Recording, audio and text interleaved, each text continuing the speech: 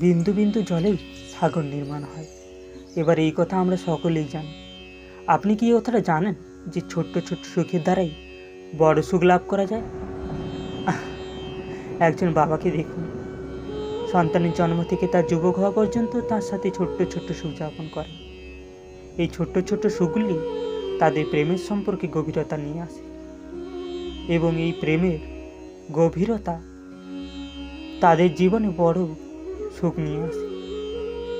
এটা ঠিক সেরকম যেরকম বিশাল এক সমুদ্রে, গভীর এক সমুদ্রে অমূল্য রত্ন খুঁজে পাওয়া যায়, এটাও ঠিক সেরকম।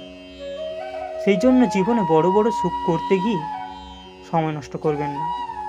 এই যে ছোট্ট ছোট্ট সুখ আছে, এইগুলোকে যাপন করা শুরু করুন, এগুলোর আনন্দ লাভ করুন, এইগুলো নিয়ে উৎসব পালন করুন।